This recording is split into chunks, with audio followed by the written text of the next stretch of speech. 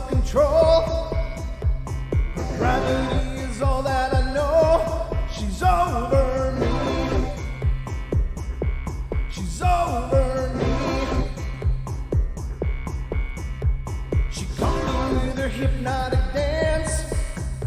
She holds me here with only a glance. She's over me. She's over me.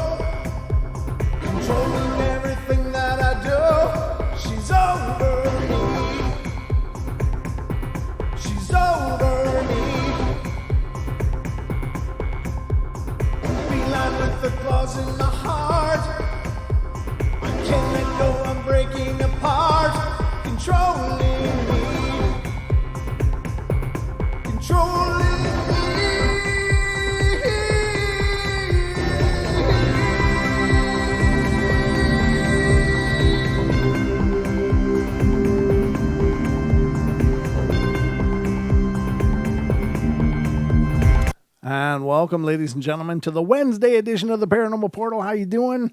Welcome. It's our 2-hour show. We got a long way to go, but we're absolutely thrilled that you're here with us. So hope you're all ready, because it's time for the portal.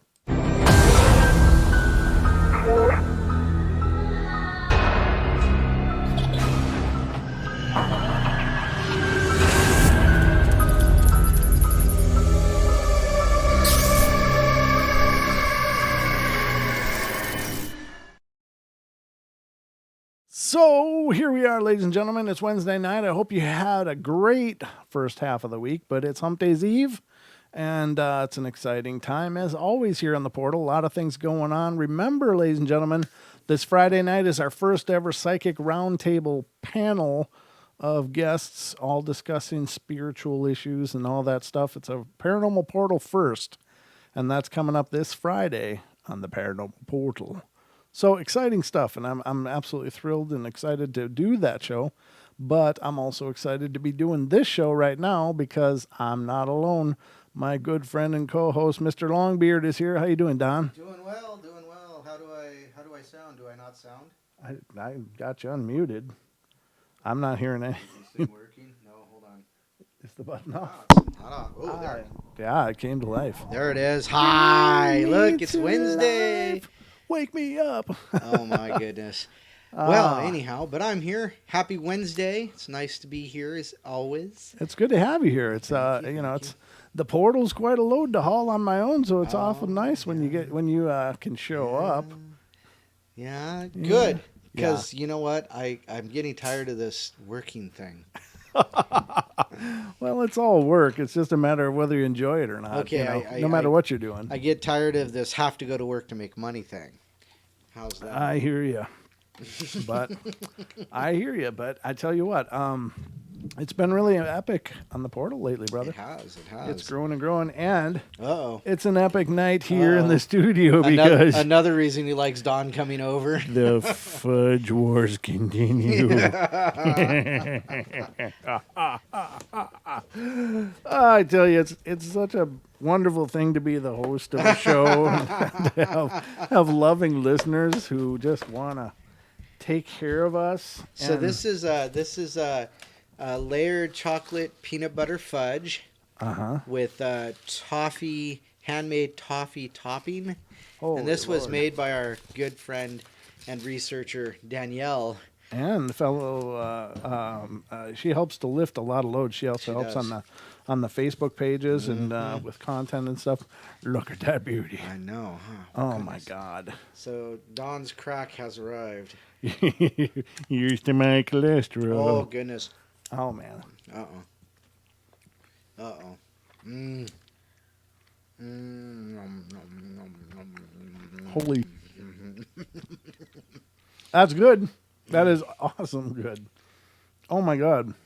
Did you have a piece with the toffee on top? No, I don't want Oh my anything God. crunchy right now, but Oh yeah. I'm sure the toffee's amazing too. But Mm. I just like it to just melt in my mouth and just swallow. I'm kind of like a boa constrictor. Of I don't want to chew on anything. He I just want waits to. for it to die I first. just want to close my mouth and force it down in one big chunk. I'm a constrictor, not a chewer. Goodness. That is delicious, though. Oh, Thank you, goodness, yes, Danielle. it That's is. awesome. And Julia's was amazing as well. Mm-hmm. I don't know if I could pick a winner, to be honest with you. They're really both very unique. It's like comparing two very different things. They're both amazing, though. Holy Lord! Oh my God! Talk for a minute, Don. I can't. I gotta wash it out of my mouth. Keep talking. That is some good stuff. I tell you though, yeah, you're right. I don't think there's really going to be a winner, but doggone, we're going to be fatter. Now looking at that is just amazing. I know. I might stroke out here in my chair, but I'm gonna die that's- happy. That's all right. We'll have one of our lucky listeners call 911 for us. You got to see the episode live. Yeah. Watch live as the man dies from fudge exposure. Overindulgence. Quick, what's the number for 911? Oh gosh. Okay. Nice. Well, that was good. That was awesome. Thank you, Danielle. Amazing. Thank you to all you guys who decided to send us stuff. That's really cool. I got a drink, though, because my mouth nearly closed. Mm-hmm. Oh god. Oh, the only thing that make that better if it was alcoholic. Yeah. Yeah. A little bit of a schnapps in there. Peppermint schnapps. Oh, that'd be nice. Yeah. We could have Haxer. We could whip us up something. There you go. The official portal bartender. Hey, so welcome, ladies and gentlemen. Tonight's show is going to be about witnessing the impossible. Which would be Don bouncing off the walls. So essentially, here's the thing, and it's of course something we've discussed many times. But we all have an idea of what the physics of reality are. Right. We have an idea of what's possible and what's not possible, and it's the difference between our lives and a lot of times our entertainments. Whereas we know this is our life, and this is what happens in our life, and to see the incredible, we go to our entertainment to be into a different place. But what happens when our reality becomes absolutely incredible, and not always in a good way, especially in terms of the paranormal. A lot of the times people witnessing this stuff, it really wrecks their whole view of everything. They're just not able to process it because things just went sideways and they don't know what to do with it, And again, we have created in our modern culture, I think, at least the ability for people to talk about these things, which is important. But Right. But again, I think these things demonstrate an incredible reality and incredible possibilities that are always around us. And I think that if there's a divine purpose for the paranormal, I think that could be part of it, in that it's demonstrating that what you think you don't really know. Does that even make sense? Yes. What you think you don't know. Well, yeah. Well, and that if should be a T-shirt. if you follow along with the I idea thought of it was funny. oh goodness, if you follow along with quantum physics and quantum reality and all that, what you know isn't there, because things only appear when you look directly at them. The peripheral is not actually there. It only phases when you look at it. So does that make sense? It does. It's I probably didn't explain it very well, no, but you did fine. But and that's the tough part. Is it there or isn't it there? Is it observation that makes it real, or is it already real but it just isn't manifest? right, sure. And does it only manifest when we're consciously observing it, or does it manifest at all times? It's kind of the, does the light stay on when the fridge is closed or not? Is it lit or not? You don't know because you can't be inside of there. But Right. it's that ancient mystery of what is that? Does it only become real when our eyes fall on Right, it? Now, right. the slit experiment would demonstrate that the nature of reality fundamentally changes based on observance. Right. And that's pretty powerful. That's incredibly, incredibly powerful because that means people watching things creates that reality because of the expectations. It creates the difference between a wave and a particle. Whether that matter exists as a particle or whether it exists as a wave is based upon whether or not it's being observed. So how much power do the people observing have? And how much power do we have that we can't even understand how amazing we are? Right. Because just by virtue of us looking at something, Goodness. that was a huge burp. Wow. That was some fudge coming back at me. That was like kung fu fudge. Kung Fu Fudge. That was coming right back.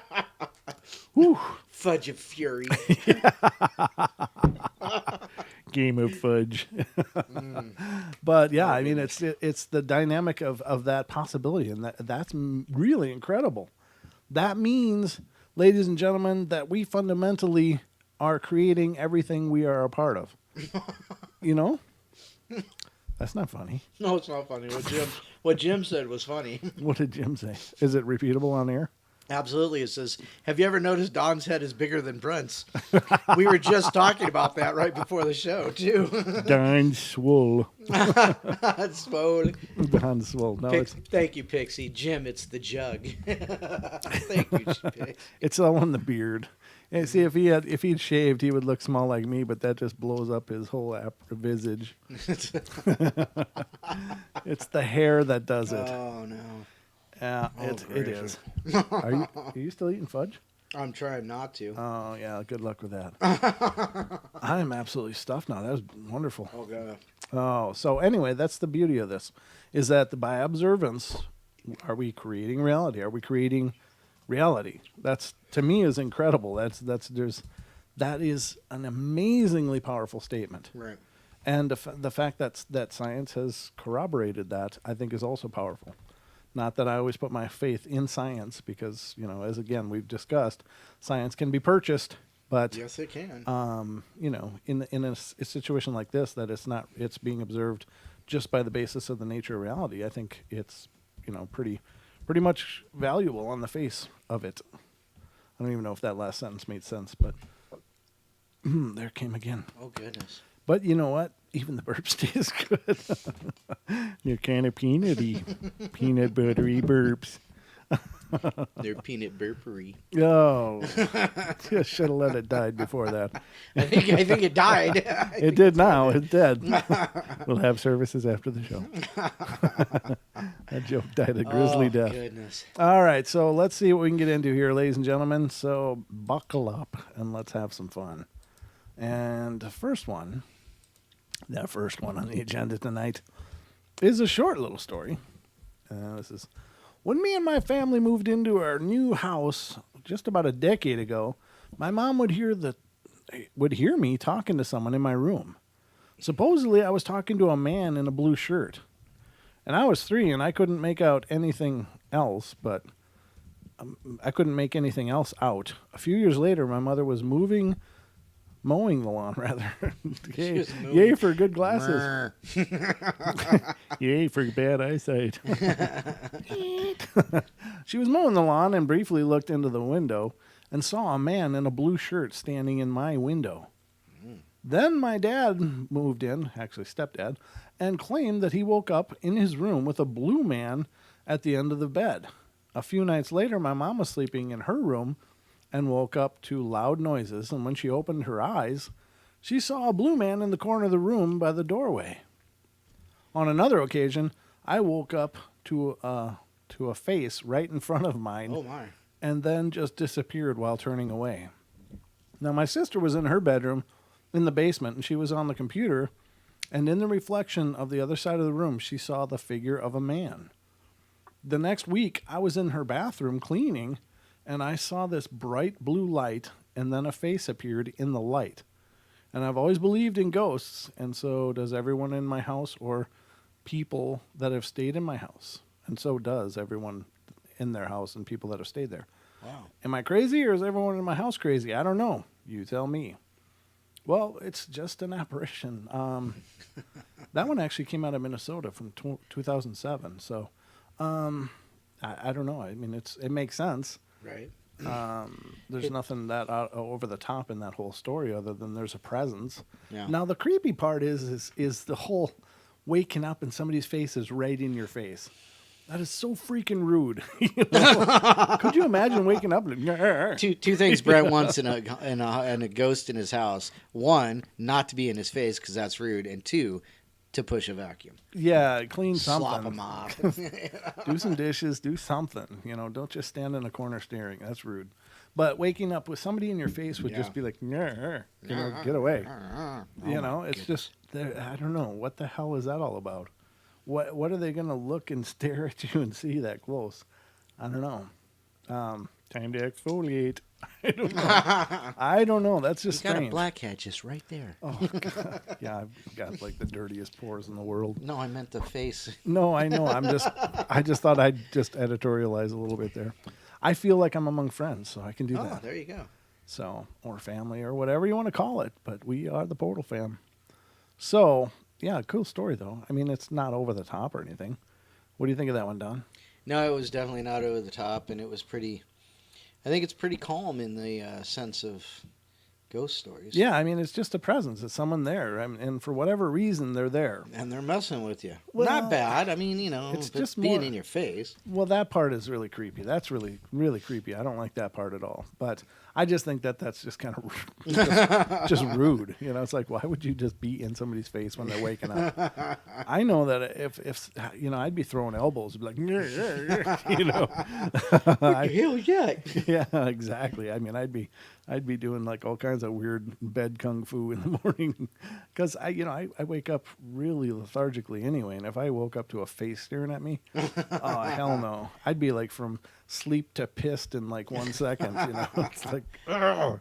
So I mean that's just me. I don't know, but the thing was just before the show, ladies and gentlemen, I just got a call from my cousin, and he was sharing with me something that just happened to him, and I don't know all of the specifics yet, but we talked for about 10 minutes quick because I was getting ready to do the show tonight. But he just experienced what could be a haunting. Now this is a situation where Deb had to reach out and help as well because my cousin, his wife has a 17-year-old child, and he was being tormented by this spirit, and it was really pretty sketchy for a while. It was really a dangerous situation, and we got him through it, and everything was calm, and I just knew this thing wasn't gone, and I don't know why, but I just knew. I said, no, this thing will be back, and my cousin is just telling me about tonight. He was at home, and his dog just suddenly, boom, started growling, looking at the door. Right. And he heard this noise that was like a rattling noise, and he has cats, and he thought, what are my cats doing? Right. And he lives rurally. He doesn't live in like a city or any kind of municipality. It's a rural area. So there's not like people right next door or anything.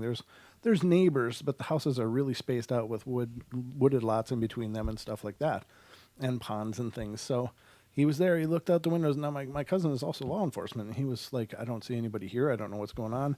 Couldn't see who was on the other side of the door, but he heard the noise and thought it was the cats. But then he stood up and looked, and he could see his door handle getting moved. Now, he always locks the door and deadbolts it. I mean, that's just the way he rolls, being law enforcement. I mean, that's just good practices. But he said, I sat and looked at it. My dog wouldn't listen to me. Usually my dog will just lay down and shut up as soon as I say lay down. But the dog wouldn't listen, was just staring intently at that door, just rumbling, just a real serious growl. And he said, I could see the door handle getting, it's like the kind you push down with your thumb. Right. He could see it getting the latch moving like that, Really? and he could see the door being flexed like something was pushing on it. Wow. And he's like, oh my God. either someone is trying to break into my house or something really screwed up is happening. So he went he went and got his vest and his weapon, and he was all set, and he was waiting and waiting, and then it just kind of quit. He went out there, looked all around his house and all around his property. That's crazy. Couldn't find anything, and went through the outbuildings, the cars. There was no vehicles around. Called one of his friends who was a patrolman. He drove by the house, didn't see anybody walking or anything. Wow, really? So very, very strange. And one of the things was when they were having troubles last fall, both Deb and I told them, put some salt around your house. Right. Smudge first, make sure the house is cleansed, and then put some salt around, lay a barrier. Well, it's winter now. It's been raining. That barrier is kind of washed away. Guess what happens to salt when it rains? Yeah, it's gone. So whatever it is back and seems to be raising the bar again now, for whatever reason. But a really spooky experience, and I can't wait to call him back after the show and find out more about what's going on and see if he knows anymore. But really bizarre stuff. So that just tonight, just like literally, he just called. So creepy story for sure. Oh goodness. What? The chat room. What's going on? Jim's running it off the rails. Oh, Jim. Don't make us put you in the corner, Jim. What's he doing? Oh, nothing. He's just being Jim, talking about alien stuff. Oh yeah, well that's the deal. Jim's gonna be coming back on the show sometime. He's talking about the hardcore alien stuff. Oh, Jim. No, not that hardcore. Okay, just keep it. Not that stuff. Just keep it family friendly. That's all I ask. Family friendly show. You guys can talk about whatever you want to, but just keep it happy and friendly, and family friendly, because we do have little listeners. So I'm serious, we do. So little eyes and little ears are out there, ladies and gentlemen. So let's lead by example, shall we? So yeah, that was a good story. But anyway, bizarre stuff. Bizarre people, yes. No, well, I was talking about the story in the story I shared. Yeah, the blue man. Yeah. But yeah, Jim's a little bizarre too. Well, we love him anyway. So anyway, let's continue on here, shall we? Goodness. Shall we? Shall we continue? Let's move forward then. All right. Or what? All right, I'll leave it alone. All right, the next one is, my house is probably haunted. Good assessment. I have a lot of stories for it, and it's only around 50 or 55 years old, but we have some old furniture in my room, which is what we presume is haunted.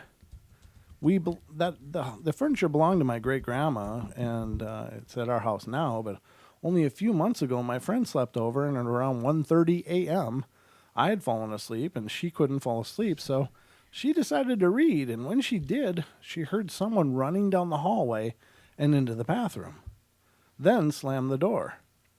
She got up to see who it was, thinking it was probably my brother or sister, and she knocked on the door, and there was no answer. And then, when she opened it, no one was in there. I know this is true because she's my best friend, and it's not like her to make up lies or anything. Plus, I've had a few of these experiences myself. One day, I was at home alone. My mom had gone out to pick up my brother and sister from school. And I was on the computer, and all of a sudden, I heard someone running around upstairs, and I was really freaked out because my door was locked in the crate in the kitchen, and the cat was outside. My door was locked. Oh, my dog was locked in her crate in the kitchen. I'm like, your door was locked in a crate in the kitchen? What? Yeah, it's me and my need for glasses, ladies and gentlemen. But the dog was locked in her crate in the kitchen. The cat was outside, and because she's too small to make a noise like that. And another time, I was in my room alone, and the TV was on, and I was sitting in front of the TV doing homework, and all of a sudden, the TV turned off. There you go, Don. Told you. Television's turning off. Mm-hmm. Thank you. I thought maybe at first it was broken, but it was a brand new, and we hadn't kicked it or anything like that. Well, that's good. Yeah, they tend to work better when you don't kick them. But not a good idea. Nah, it's not good. Not good troubleshooting. Finally, one more time, I was in my room upstairs, and it felt like someone was sitting on the end of my bed. I sat up and began thinking it was maybe my dog or something, but nobody was there. I turned on the light, and no one was in the room hiding or anything. So those are my stories, and I'm sure I'll have more. I just can't remember them all, but I'm not making them up. And but I'm sure there's some skeptic out there who can probably explain. I certainly hope not, because there's nothing like a good ghost story. I agree. Good ghost stories are a lot of fun, ladies and gentlemen, and they are the backbone of the portal. They are. What happened to your microphone again? Did it go out again? I don't know. I haven't touched it. I haven't done anything. Weirdness. Check, check, check, check, check, check, check, check. A little sketchy, it looks like. Check. Maybe unplug it and replug it. I don't know. Usually, if I just touch it, it does something. Maybe it died. Okay. Maybe it's dead. It's dying a horrible death. That's not on this end. You're good. All the faders are good. Nothing. Check. Nothing. Wow. It did kind of click when I Wow. did the power button. Nobody wants to hear me anyhow. Hello. Hello. Okay, over in the Ah. there. You're live.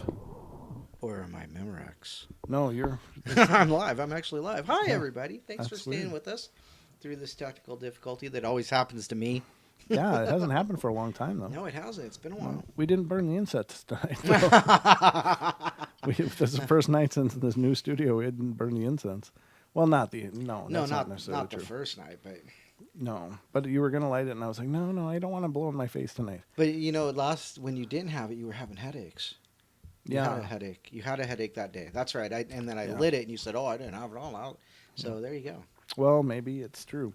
I do have the ghost scanner going tonight, ladies and gentlemen. And last night it was on. I forgot to shut it off, and I was sitting just outside of the studio watching some television on Netflix, and all of a sudden it started talking. It just said one word, but I was like, "What was that?" So I came in here, and it said possibly. Just possibly. I don't know what the hell that's all about, but it's not saying anything tonight yet, but it also had detected a presence at the same time, Don. When? Last night. Last night? Yeah, you're dead Is it again. again? Yeah. Dead again? Dead yeah. again. Isn't that a movie? Yeah, probably. The story of Don's life. Dead again. Don the zombie. Yeah. Do you want to go over on the white box on the floor over there? There's the USB. It's not a USB mic, but it'll connect with the XLR as well.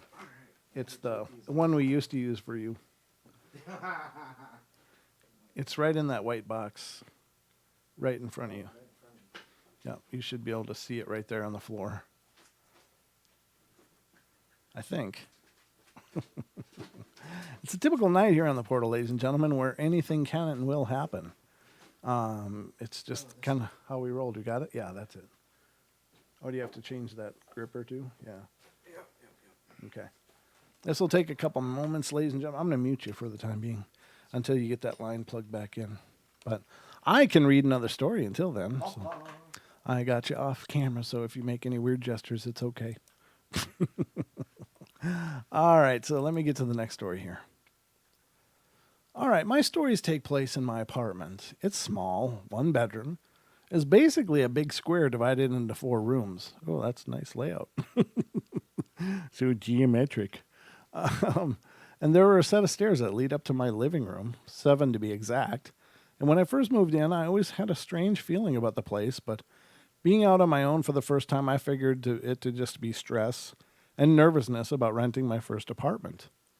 Although I've always had this sixth sense, if you will, about ghosts and when they are near, I decided it wasn't anything paranormal. Unfortunately, I wasn't correct. I was absolutely wrong. My first experience was pretty surprising. I was sitting in my bedroom, in my rocking chair, when I heard my screen door and front door open. For some reason, or for fear someone was coming into my house, I stepped out and looked towards the steps. I heard someone or something walk up my steps and down the hall towards my bedroom, and just a few feet in front of me. That is creepy. God.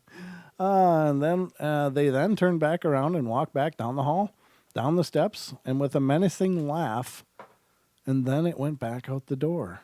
Also, it even laughed at him, like mocked him. Wow. Or her. It's written by a Brittany, I guess. So, so it laughed. It gave a menacing laugh, like, and then left. Wow, that's creepy. My second experience was a lot more violent. And I was standing at the top of my stairs looking out my open front door, and all of a sudden, I felt this chill go over my whole body. I felt my legs, feet being pushed from behind, and down the stairs I went. And as soon as I hit the bottom, this evil voice boomed from the top of the stairs and says, get up now. I was terrified and in lots of pain. I ended up going to the hospital for some bruised ribs, and a very minor concussion. And since then, a couple of minor things have happened, stuff being moved, voices saying stuff, but nothing like those first two. Who knows when the next big one will happen? As soon as it does, I'll let you know. Well, depending on how big it is, I guess, lady. Are you ready? Yeah, sure. Let's see what happens. Hey, you're live. Am I live? Oh, my goodness. I sound good, too. Thank God. It's about time. You sound like a crooner. A crooner. Nice. Yeah, well, it's the only word that came to mind. So. Crooner? Well, that's better than a yowler. Yeah, that's true. I'd rather be a YOLOer. Yeah, you only live once. All right, so that was that story. Pretty cool. Nice. I don't know. Those kind of aggressive haunts are really troublesome. And the thing is I don't know. Those kind of claims are tough because there's no substantiation, of course, and that's the thing. I don't know. To me, those kind of claims they require a lot more on the side of, well, take pictures of something. Right. Take pictures of your bruises, or show us proof. some kind of documentation of the event. Maybe the report from your visit to the emergency room or doctor or whatever, saying, what you suffered from. I don't know, It's one thing to say, oh, I was battered and beaten and, left to die, and I went to the doctor and got better. Yeah. Picture it didn't happen. Right. Well, you know what I'm saying. It's, we live in that age, though, now where true enough. There's so many claims and so many, statements out there, and not that they couldn't be true, not that this story couldn't be true, but it's just one of those things. The more fantastic the claims, the more that I think the claimant has the burden of proof, But, again, could it have happened? Absolutely. Is it unusual what happened to them as compared to other people? No, not really. Not really. But it is a pretty fantastic claim to say you were thrown down the stairs and somebody laughed at you and mocked you and stuff. Yeah, that would be crazy if it happened. I mean, if somebody threw me down the stairs. I mean, I've been thrown down the stairs, but by a person, though, right? By a person, yeah. Yeah, not by a being. She was yelling about getting out of the house too. Why are you here? Who are you? Yeah, I know, what picky people. It's like whatever. Whatever. I came to make you breakfast. Oh God. Do you have me back on screen? No, I don't. Oh, okay. No, I don't. Creepy. I mean, duh. There you are. You're back. Oh, goodness. Yeah, I mean, that's what you get for stopping by trying to do something nice for somebody. I know, huh? Yeah. You left the window open. It's not my fault you didn't lock that door. Wow. You're just lucky I'm the one that came in. Why do we smell bacon and coffee?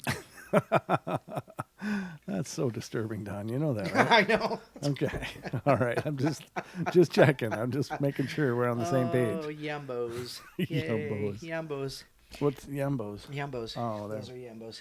Oh, Diana made a yambo? Yeah. Gotcha. What are yambos about? I mean, it's a pixie thing. It's a pixie thing. Gotcha. Okay. I think I recall yambos being around before, but I never caught on to what the hell they meant. Our chat community is unique, incredibly unique, and second to none. You know how we caught all of them? I don't. Well, that doesn't work. What? Well, the joke goes unique up on them, but it doesn't work in this case. They neeked up on us. Yeah, I wish we had captured everybody that's here, but they found us, thank God, because you guys are literally a big portion of the show, and I absolutely love our chat room. We have the most amazing people. What? Everybody's like, what, Don? We don't all these puzzled looks coming through these emoticons. Like, what? Don's hitting the sauce again. All right. So anyhow, Are we moving on now? Are you all done? Is that what you say? Don wants. Okay, change the subject. Welcome back, Don. Lewis says we are the round table comedy. Yeah, well, Goodness. we got the round figured out. We just need the comedy. I hope you love all shapes because I'm round, baby. I know. There's a reason why we only go from here up. Requires special lenses for the rest of us. All right, so moving along. Oh gracious! See, that's why I love the portal. It's just, it could be all creepy and weird, but we just have so much damn fun that it's just great. You know what I mean? This subject should be just really spooky and disturbing, but all we do is laugh all the way through it. So. It's so ooky. It is really ooky. Spooky. But we're having fun doing it, so Yes. that's why we love it here. Goodness. All right, I got another one for you guys. Nice. Because that's how I roll. That's the way he rolls. All right, so I know other people have experienced the things that I have, so I'll just share my story. I grew up in this really old house in Linwood, California. It was really pretty creepy at times, especially if you were alone. And that's the case with every creepy house. It can be creepy, but the minute you're alone, it's like times 10. Being alone in a creepy house is just really creepy. Right, Don? Yes. Yes. Way to participate. Sorry to take you away from the chat. No, the chats. Yeah, Diana just sucked me in here a second ago. I was like, what? Diana did what? No. She says I pay her in beard hair and heart-to-heart conversations. Huh? What? Oh, heart-to-heart emotional conversations. Aww. About like grilling cats. Oh, jeez. Okay, I should just keep reading, shouldn't I? Oh, please do, yes. All right, so I'll share my story. I grew up in this Linwood, California, creepy house, and it's really creepy if you're alone. My mom was a good Christian woman, so she always told me if I ever felt something meaning like an evil spirit, just rebuke it in the name of Jesus. So I must have been around 15 years old, and I'm now 27. I'd woken up in the middle of the night, and I couldn't go back to sleep. So I just kind of stared into the darkness. But then I just closed my eyes for a moment, and I started to lose feeling from my feet to the top of my body. I was awake, and I was scared to open my eyes. I couldn't move. So I just started to pray, and as soon as I started to do that, the feeling slowly went away. It was so weird, but I've experienced this many times, and my sister swears that someone in that same room I was sleeping in pulled her blankets off of her.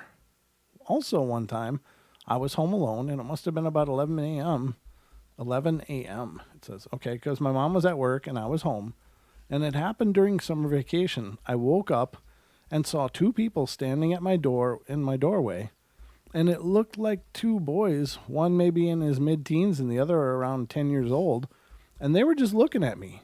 And when I blinked my eyes to see if they were still there, they were gone.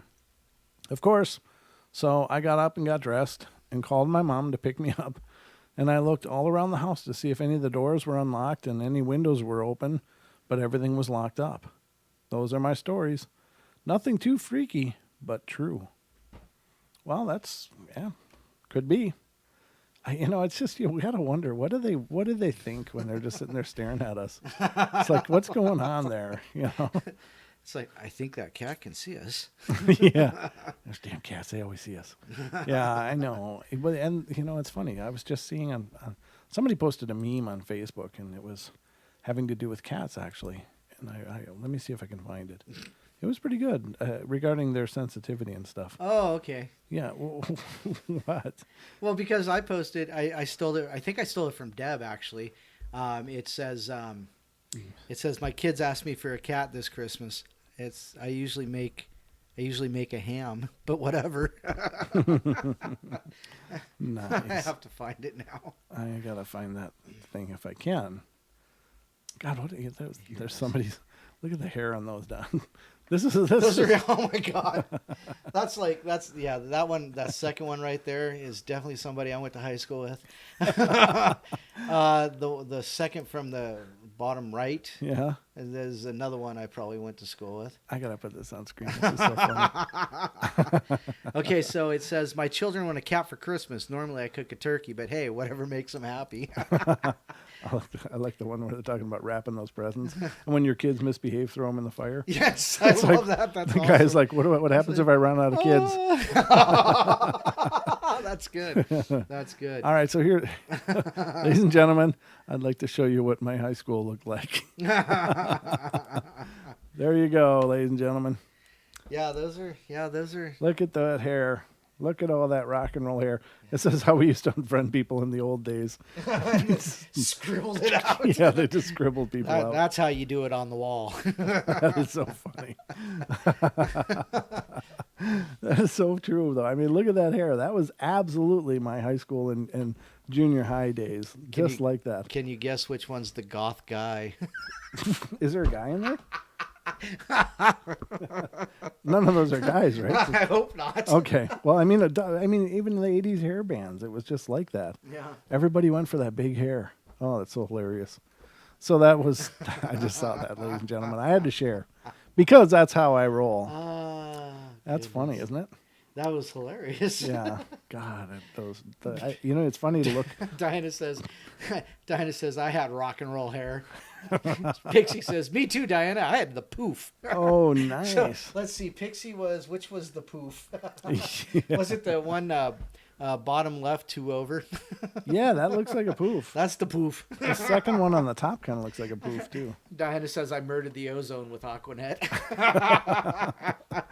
Diana cemented her eyelids open. Oh, you got to cover your eyes first. Oh, goodness. There's like what does that mean? It's like shellacking your eyeballs. What happens if I get it in my eyes? Yeah, I know. We used to run around with that stuff and lighters Flamethrowers. and go after hornets' nests. Yeah, I mean the stupid things we used to do. Oh my God, kids! If you're listening to this, don't follow in our footsteps. There's a reason. Learn from our mistakes. Don't repeat them. Ours is the generation that created the Darwin Awards for what it's worth. That's true. For what it's worth. And there's a reason why. Most of us shouldn't even be here now. So by the grace of whatever's holy, we still are. But man, times. It's funny. Oh, the good old days. I can't find that meme, though, about the cats. But it was really kind of cool. Oh, that's creepy. That's not cool. It was one of those, what would you do if you saw this at the bottom of your bed? It's like, well, first I'd be looking for the spatula to scrape my underwear. And then I'd be looking for new underwear. Oh, what? Oh. What is it? Oh, no. I can't. Walmart is changing my tires, so I got bored. He's out there with a cardboard sign like he's begging. No, it's not just that. You see where his hand is? I don't know what he's doing. He's playing the gooch. What's the gooch? The gooch. Hey, look over here. And if you look down there, yeah, you get punched. Oh, I never knew that. I lead a sheltered life now. Oh my God! There's so much I don't know about this world. Your ways frighten and confuse me, Don. The unsheltered are so scary. I know. I don't know how to exist in this world. I don't belong here. I'm pretty sure. Pixie says, caution, do not do anything Brent and Don do at home. Yeah. Or in the studio. So far, we just ate fudge and laugh a lot, so that's not too bad. Wow, yeah. So I was thinking about another portal-thon, too, by the way. A portal? A what? A portal-thon. Portal-thon? Long format portal episode. Boy, you just made some people happy. Yeah, I was thinking about that today. Trying to figure out how to do it, how to keep the ball rolling and stuff. And it's unfortunately going to take a lot of prep work ahead of time for that to happen.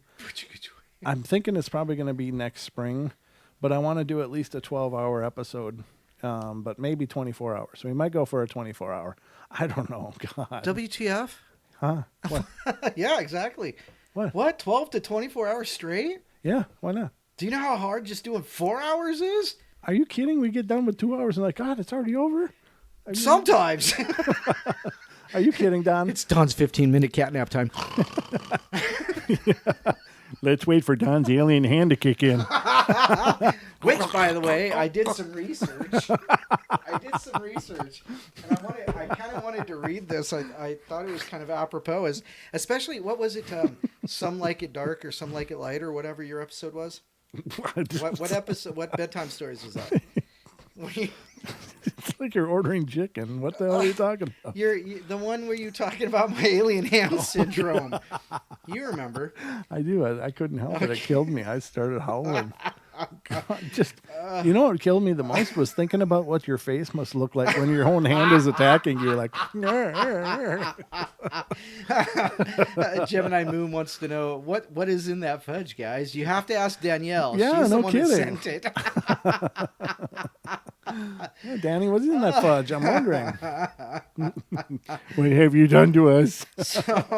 So I found this abstract written about a gal. She was 77 years old. It's an alien hand syndrome. The abstract says a 77-year-old woman presented with the complaint of observing her left hand moving without her knowledge while watching television. Her left hand stroked her face and hair as if somebody was controlling it. The movements only lasted for about a half an hour, but on recovery, she had a left hemiparesis. Alien hand syndrome, as the presentation of cardioembolic stroke, is rare but can be terrifying to patients. So she was actually having a stroke when this was happening. Or maybe it was a result of a stroke. I think it was the result of a stroke. Yeah. So anyhow, okay, so 2 days later, while watching television, she noted her left hand fleeing across her visual field. Her left hand stroked her face and her hair without her will. She got terrified and attempted to control the left hand with the right hand, and attempts to control the left hand with the right hand were unsuccessful. She did not have any control in the left hand for almost 30 minutes as it continued to make purposeful movements. She later noted that her upper left limb was numb and slightly weak when she regained control. Her husband helped her to the car to take her to the hospital, and he noted that she was dragging her left leg while walking. So it was a stroke. Sure, yeah.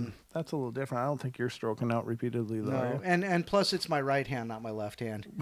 But then, I might be slightly schizophrenic. I don't think that matters so much, but I'm glad that. Okay, so alien hand syndrome, or Dr. Strangelove syndrome.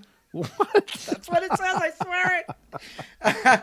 Alien hand syndrome, or Dr. Strangelove syndrome, is an interesting situation in which a person loses control of his or her hand, which starts to act independently. It describes involuntary, complex, goal-oriented action of the limb. Yours is trying to kill you, though, isn't it? I want out. We're getting there. Hold on.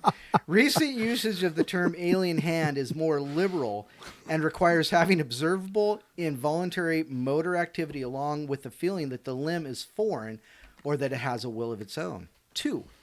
The syndrome has been reported after surgery on the corpus callosum and with brain tumors, aneurysms, degenerative diseases of the brain, and uncommonly stroke.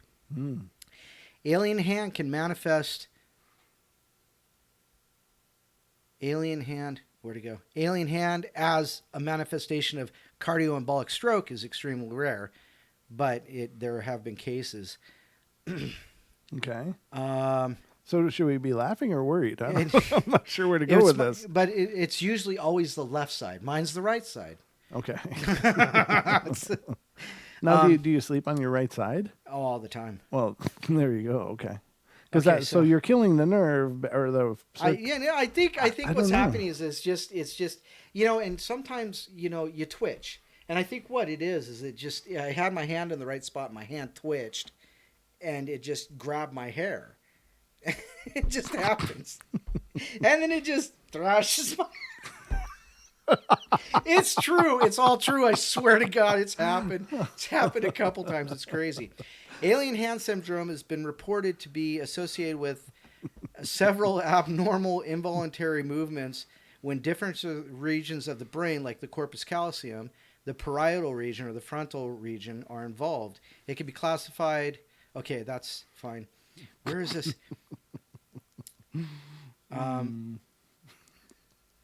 Okay, so alien hand syndrome might manifest as a self-groping behavior and self-oppositional behavior.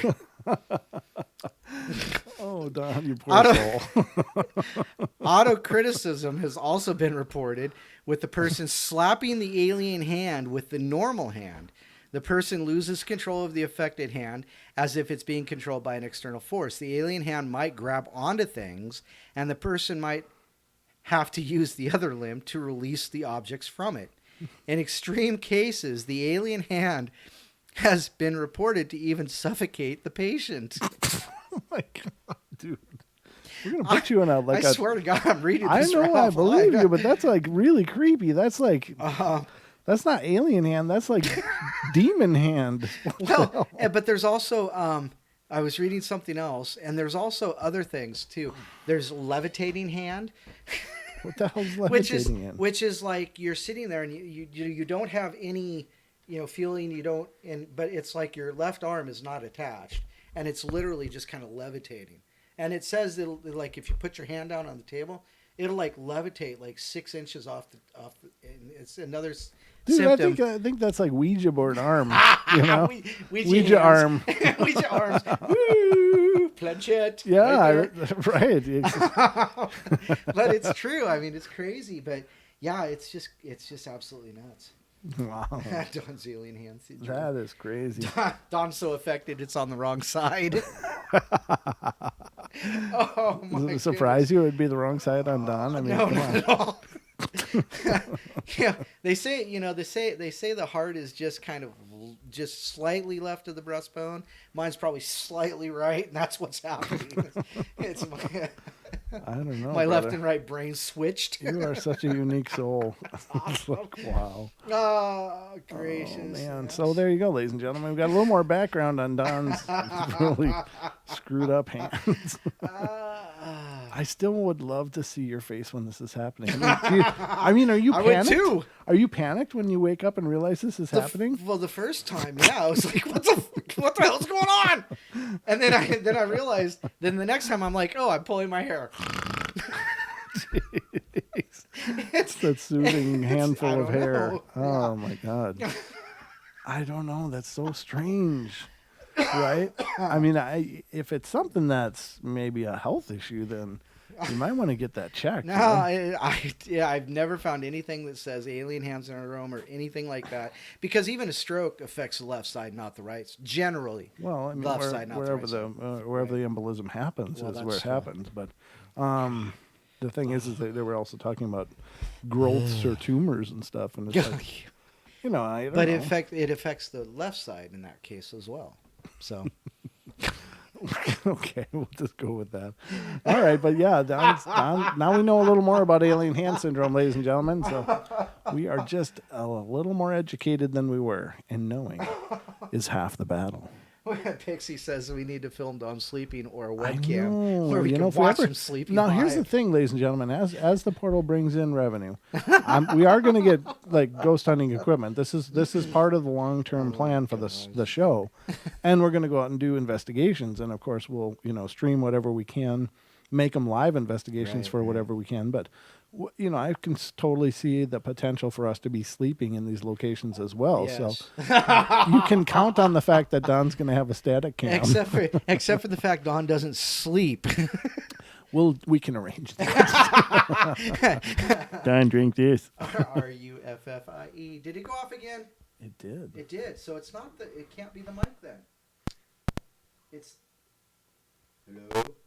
Oh, hello. Now, this is the one that blew up on that one night, huh? Mm-hmm. That's 2 microphones, Don. It's not my fault. I know. I don't know. It's the portal is what it is. It's the portal, ladies and gentlemen. I'm going to mute you until we get this sorted.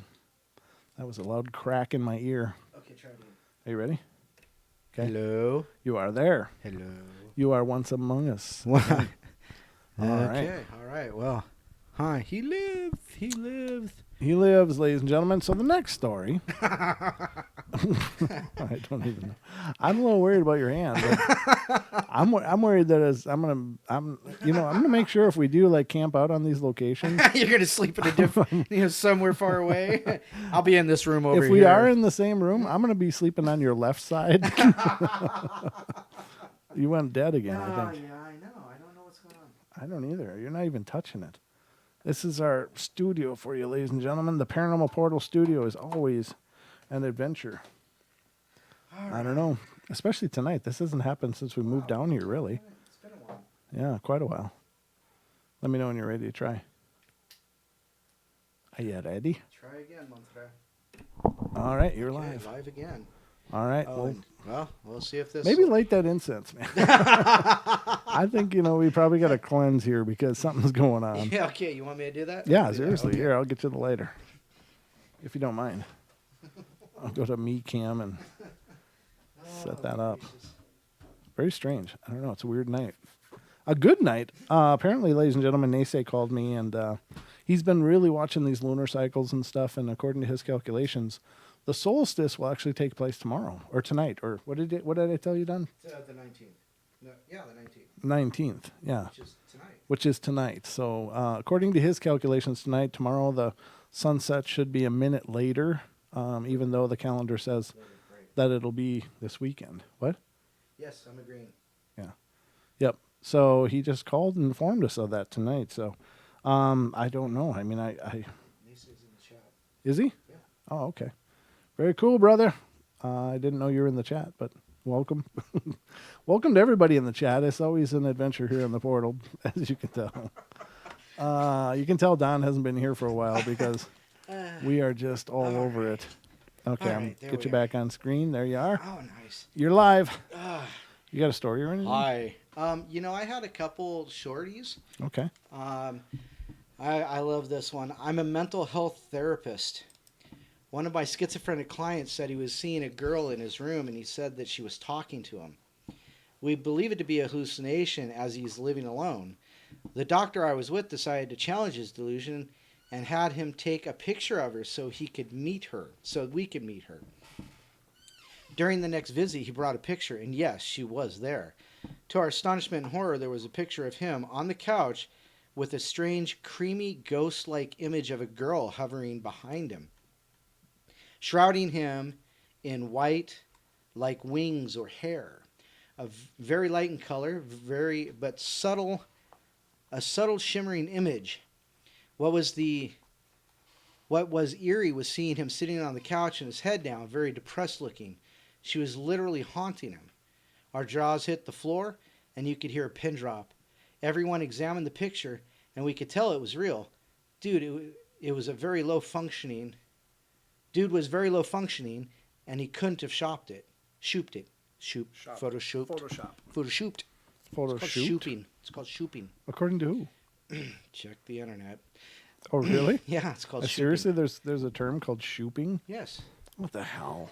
SHOOPING. Shooping. Oh, my God. Once I was staying over at a friend's house and was sleeping in her bed. Congratulations.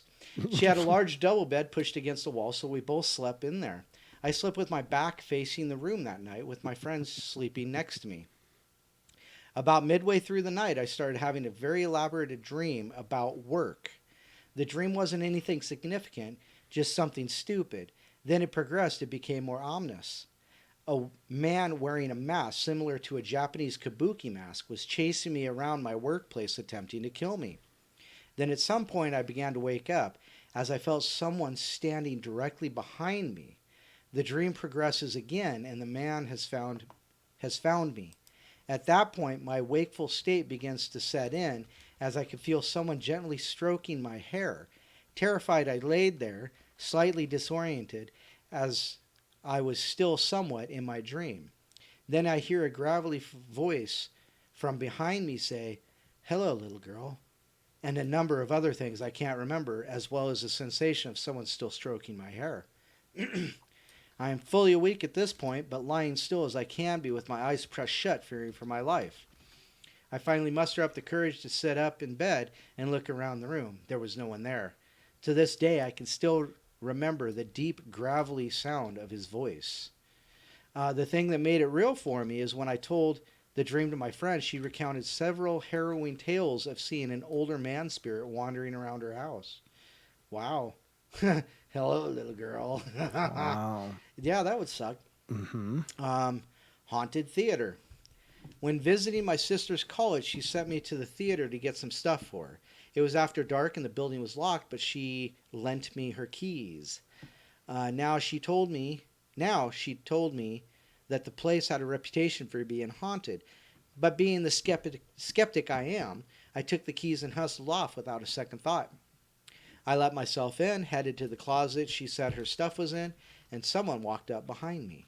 No kidding, I could hear footsteps and feel the floorboards move and hear them creak. Heck, I could even hear the rustling of moving fabric. And there was just that indefinable smell of there being someone else there. You know how you can tell when someone's walked into a room even if you didn't really see or hear them? Yeah, well, I turned around fully expecting to have to explain why I was in a locked building after hours, and there was no one there. After I had to clean my shorts, I started singing at the top of my lungs to mask the now ominous silence, grabbing my sister's stuff and bolting from the building. My sister apologized for days, and I never went into that building alone again, day or night. Next story. When I was about 13 or 14, I lived in a normal block house in a suburban neighborhood with my family. We were told by the previous tenant that her husband had died in the house, but we weren't told specifically where.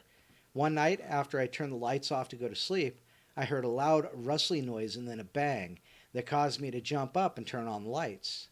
Everyone in the house heard it and ran into the hallway to see if I was okay. As I looked into my room to see what the noise was, I saw my jewelry box, which had a set of doors on the front which latched shut, fully open with all the drawers hanging open. I threw that thing in the closet so quick and never pulled it out to use it again. I still hear things in that house. One night I was watching something funny on TV in my room and heard a man, seemingly sitting right next to me, laughing in my ear as clear as day. It wasn't from the TV. Yeah, okay, yeah, no. Those are places I don't need to be. Yeah. I do not need to be there. Well, it's all the adventure.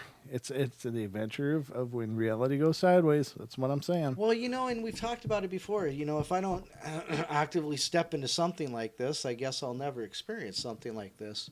Because Dawn is, like a ghost repellent.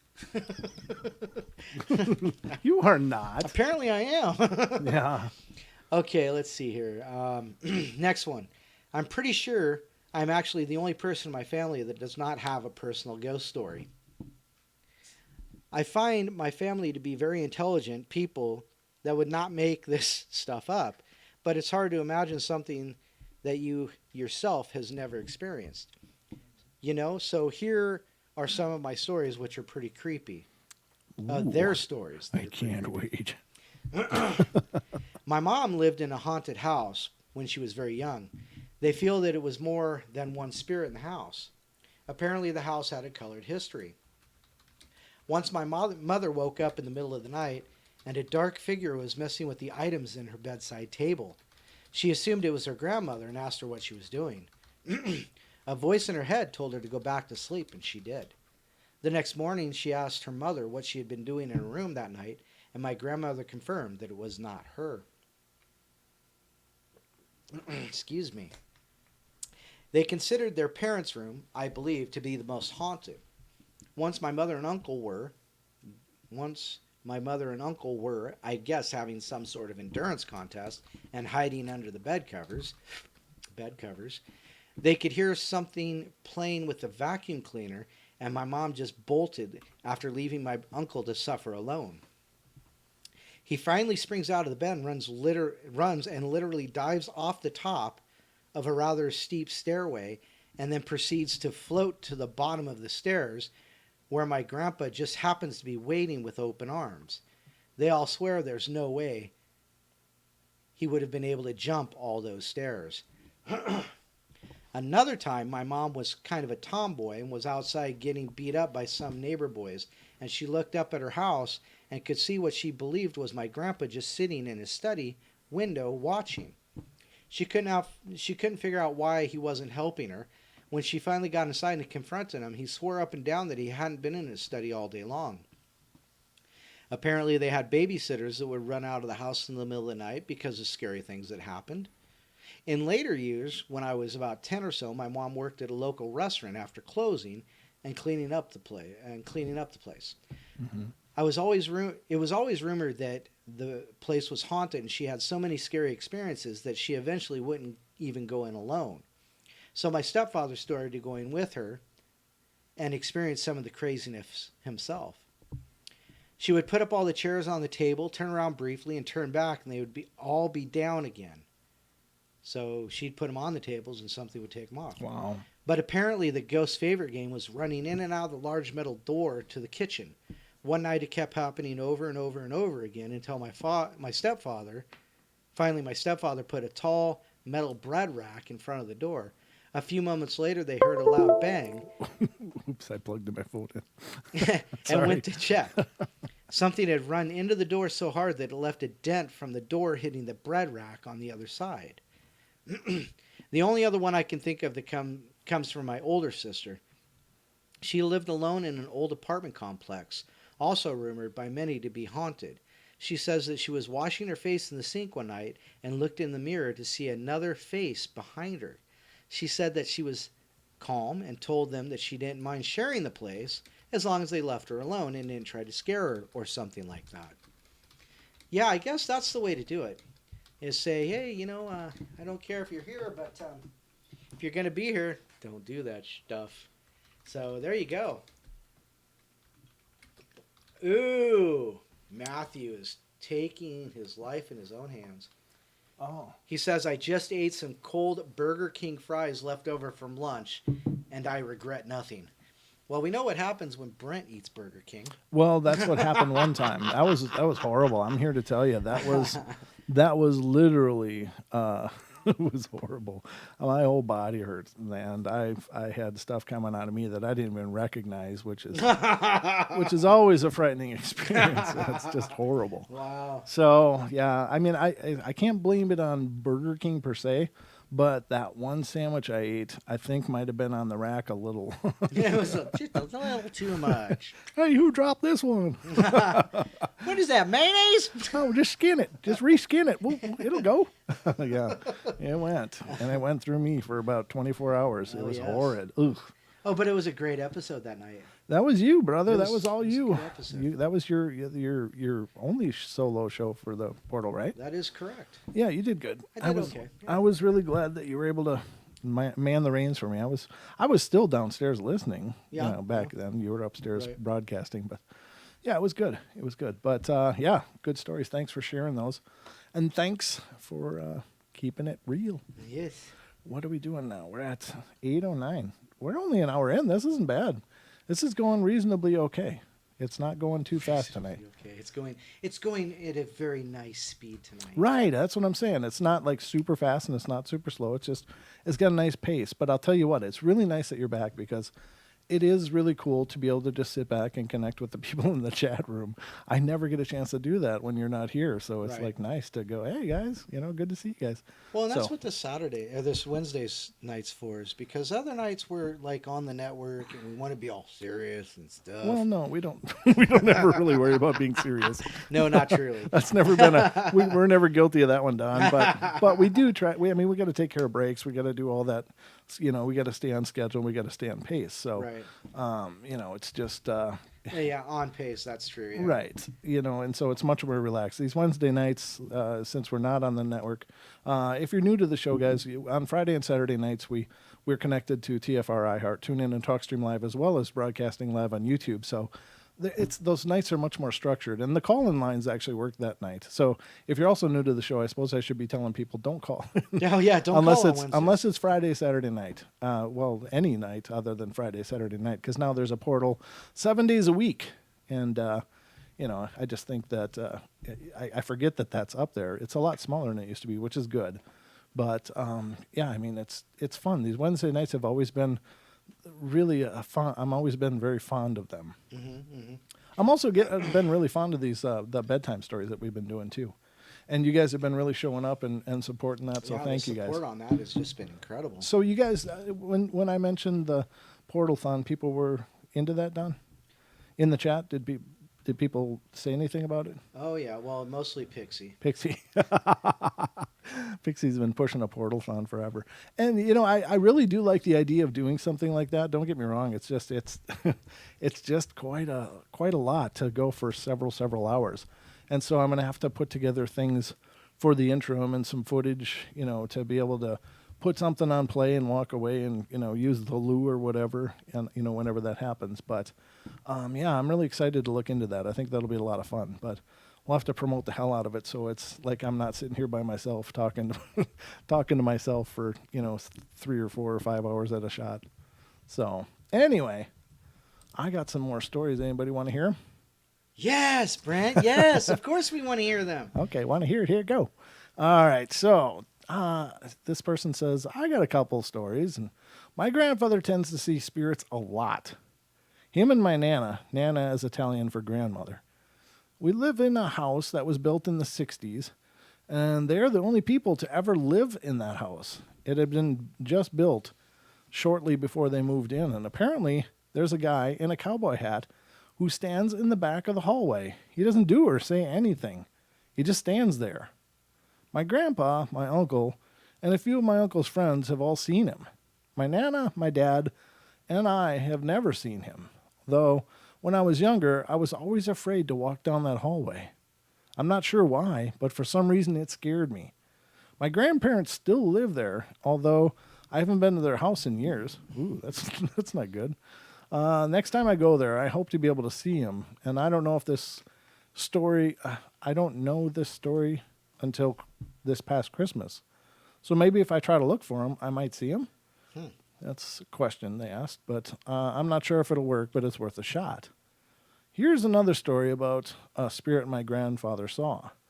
When my grandpa was around, when he was a teenager, around 15 or 16 years old, he saw his next-door neighbor walking down the street. He wanted to get her attention, so he kept calling her name. Phyllis, Phyllis, Phyllis, turn around, Phyllis. He continued doing that for a while, and then started walking up to her to try to get her attention. He couldn't get her to turn around, so he gave up and left. He went to Phyllis's house when her mom answered, heartbroken. My grandfather said, I just saw Phyllis walking down the street, but no matter what I did, she wouldn't turn around. Her mom answered, Phyllis died about 2 hours ago. Oh, wow.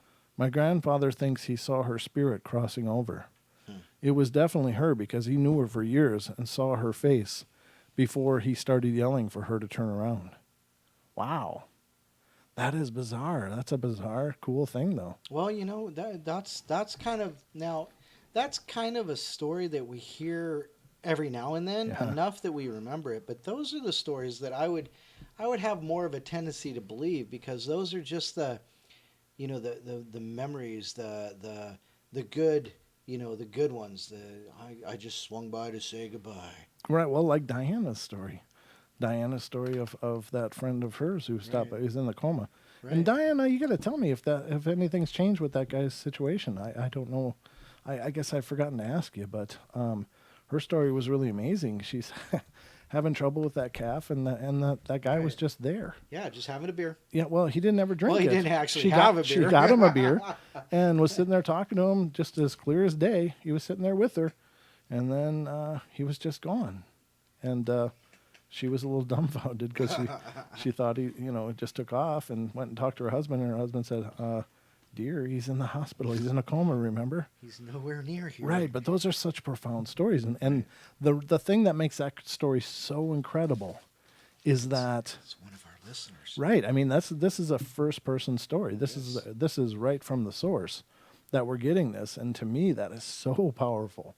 Your guys' experiences, to me, outside of my own, are the most powerful stories that I could ever hear, because you guys are the ones telling them.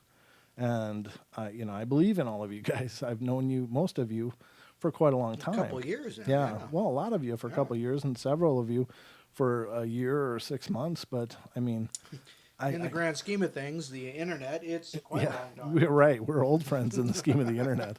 In tech days, we're old friends. Tech days. Yeah. So I think that's just really cool. But I love hearing those stories. Mm-hmm. So yeah, those are the ones that really stick out in your head because they're such profound events. And why couldn't she turn around? Could she not turn around? Was she seeing something completely different in her spirit form than he was seeing her in? Right. He saw her walking down the street, but did she see herself going through a tunnel of light and just oblivious to everything else? That's always the question: is Yeah. what are they looking at that Right. they're not noticing? Maybe she was seeing a scene from her past on that road. Maybe. Yeah, maybe she was looking at a different time. Maybe she was just being called like the beacon to come home. I don't know. Whatever. It's curious, though, because she was there. He saw her as clear as day, but she wouldn't acknowledge his presence even when he was hollering at her. Right. So, very wild. Very sad, though, if somebody died that young. Wow. So here's another one. This is from about August of 2005 to the spring of 2006. I lived in a spacious old flat in Madison. This comes out of Wisconsin from 2007 with 3 friends. And one day I was home alone, putting dishes away in the kitchen when I heard a loud sigh of a woman behind me. I hadn't heard anyone come in, but I wasn't startled because it sounded exactly like my housemate's girlfriend, Joelle, whom I've known for years. And it was common for her to be there during the day, but then I turned around and she wasn't there. I checked the rest of the house, but I was alone and the front door was locked. On another weekend, I was out of town and visiting her family, and all the rest of my housemates spent the weekend out of town as well. In fact, one of them was out of state, except Tom, who stayed there with his girlfriend, the same previously mentioned Joelle. When I returned late Sunday night, Tom asked me where I had been all day, and I explained that I'd been out of town since Friday afternoon. Tom seemed a little alarmed by that, saying, "We both saw you walk from room to room, from your room to the kitchen and back at night, yesterday, while we were watching TV. It was dark, but we were sure it was you." We were both a little creeped out by the thought. When I was alone in the computer room on my bedroom, I would frequently hear heavy footsteps creaking on the wood floor in the dining room. Eric John, one of the housemates, wore heavy, hard-soiled boots indoors all the time, so I usually assumed it was him until I went to welcome him home and discovered the flat was empty, and I was alone. All 3 of the other housemates agreed that they had experienced this same phenomenon, and often. Most of the things that happened mimicked the actions of the flat's occupants. I wonder if the house just remembered the things that happened in it and replayed them. Right. Okay, now with a story like this is what I see, is that I think that sometimes if a spirit wants to be in a location but doesn't want to be shocking people, they'll sometimes mimic things that are familiar to the surroundings. So, but why would it just sigh behind that guy, and then sounding like the girl? Right. That's to me is a little weird because, he knew she wasn't there. It wouldn't have had to say anything. And why mimic the heavy footsteps when it could just not make any noise? I don't know. I don't know what to think of those kind of things. Why did they do that? Just to screw with people? Is that the entertainment? Well, it might be. Really. Around here, it seems to be. That's just shutting off your microphone. That's funny here. Yeah. They're just chuckling. Okay, check this out. Watch this again. This idiot over here. Right, exactly. So, why are you agreeing with me? I didn't say that at all. I'm just saying exactly that could be what they're thinking. That's not how I feel, Don. You should know better than that. Oh, okay. Your self-deprecation won't fly here, mister. You better stop it, mister. We love the beard. Oh, God. You know we love you, Don. Yeah, I know. You know you're loved. You know you're among family. The brofest continues. We love you. Bromance. The bromance. Bromance. If it weren't for bromance, I'd have no mance. Thank you. Thank you very much. I'm here all night. Well, at least he didn't say no pants. Anyhow. I love how you say something like that and then you just want to move it along. because sometimes the filter doesn't work. And then it like realizes what it said. At least you're not naked. Anyways. Transient alien syndrome. Is this a seizure or a transient isometric attack? So anyhow, go. Trying to move the portal along. All right, we can continue along.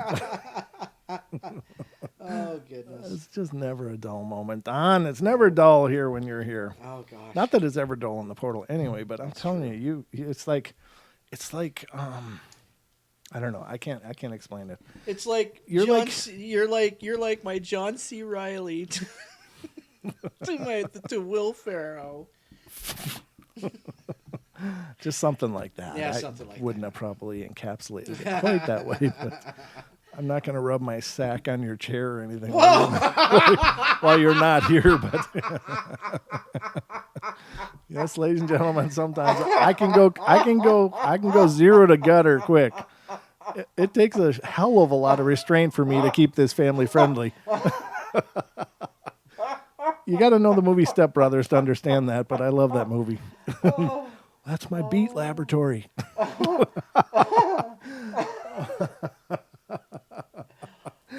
It's the Beat Laboratory, Pixie. Come on, Step Brothers movie. The Will Ferrell rubbing his junk on the drums. Boots and hose. Yeah.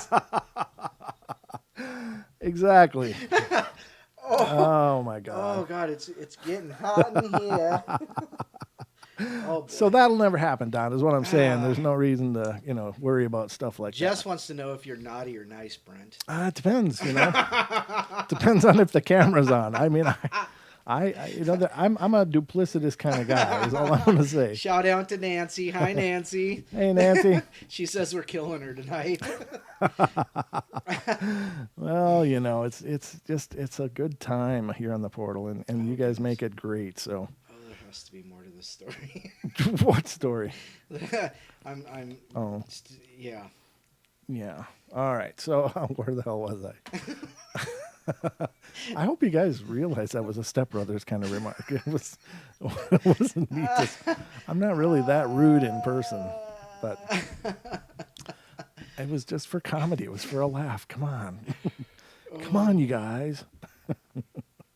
All right. Ever since I was a child, I remembered living in an old apartment building in New York where during the night, when all had gone to sleep, I would see walking gray shadows.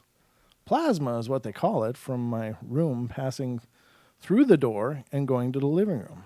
I was small, thinking it was normal, but I never experienced anything bad happening to me, just saw these as normal ever since. Strange incidents happen when I started noticing some forces and be aware of things. I don't understand that line. For example, my mom had a small brown hair roller, and I would put my finger inside it, and it would tickle my finger. The plastic threads would move. Every time I put my finger in it, it will really move. I don't understand. I'm not either. Okay, I think they're talking about those big curlers, those rollers that. Yeah. Your microphone died again. No, I'm not talking into it. Oh, okay, that would help. Yeah. All right. But when I put my finger in another roller, a different one, a black one, it would not move. Only this particular brown roller. The only brown one she had. I asked her about this particular roller, and she said someone gave it to her. Huh. Well. Self-rolling rollers? I don't know. Do your I work. don't know.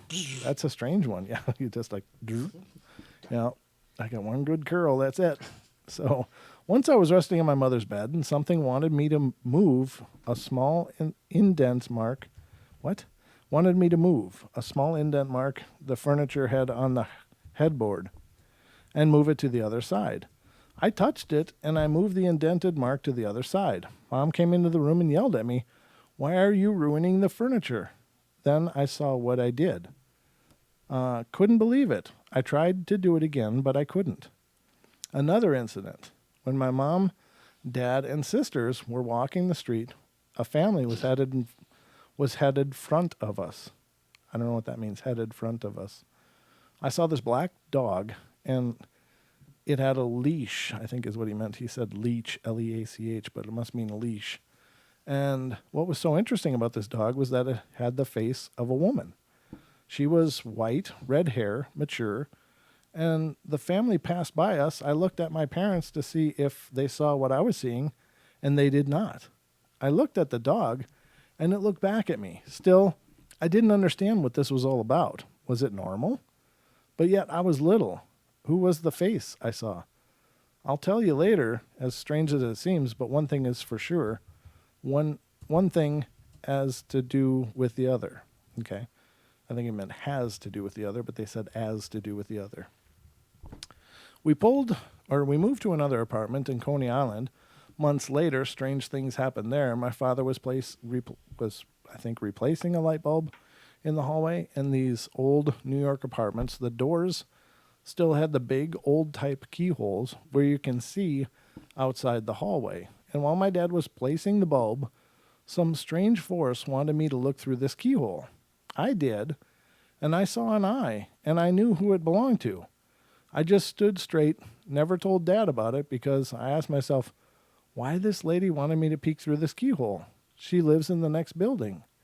Again, I will tell you later why. Another incident. I was sick and couldn't go to school, and my mom had to take my sister to school. School was right nearby, and Mom hurried back quickly, but not quickly enough.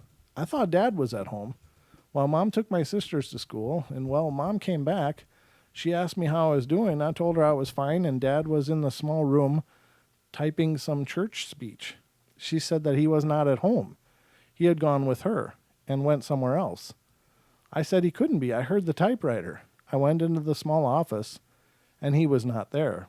The typewriter was on the desk. Well, this happened again. This time, I knew Dad was not home, and I heard the typewriter. I went over to the door, and I felt the vibration of the typewriter, and it was not on the desk. I still heard the typewriter, and it was inside the room closet. I went over to the closet door and still felt the vibration. I had to find what was happening. I opened the door, and it stopped. The typewriter was on the top shelf of the closet. So I got on a chair, looked at the typewriter, and all of its keys were up. I got down as fast as I could, went to my room, and pulled up the covers until Mom came. Mm-hmm. She came and saw that I was scared as hell. I couldn't explain it to her. Days later, when he wanted to use the typewriter, he yelled who was messing with it. He wouldn't believe me if I told him. We are Christians, and there was a time I couldn't read or hold a Bible. The words kind of jumped. It felt like when one of the positive side to the positive a magnet together, it does not stick. And this was the same effect I had when I touched a Bible. But then this phenomena stopped. Another incident. This is kind of a long one. Jeez. Mom changed the bedroom to the small office room. And well, the first night I couldn't sleep, I had asthma and diarrhea, I guess, and a fever. This is going to get all editorial here. When Mom took me out of this room, everything was gone. I was feeling fine. I slept with them, and the next day I slept there again and came again with the same effect. Every time Mom took me out of the room, I got better. So they decided to change my room where it was before. But this time, they placed my bed where you can see the outside, the main entrance apartment door, and had an inch up. What? And had an inch up above level, where you can see the other side of the hallway. I don't know what that means. Well, one night when all was sleeping, I heard someone was coming up the steps, waiting for whoever it was to knock at the door. I saw the shoes shadows, then turned to walk to the other stairs, going up to the last floor, where there are no other apartments. We were the last floor tenants of that building, and as soon as I heard it going up the stairs, I went running to my parents' room and told them that someone was going to the roof. Dad opened the door and asked who was up there, and no one answered. No one was there. I fell from the stairs 3 times. Fell from the 3rd floor where we lived to the 2nd floor. I know that every time I fell, I always felt someone pushed me to fall down. We lived in this apartment for a very long time, and as I got older, I understood a few things. The eye that I saw in the hallway belonged to the lady I stated above. She used to live in this apartment. She practiced spiritism. She did all of the things they do in the small office room I stated above.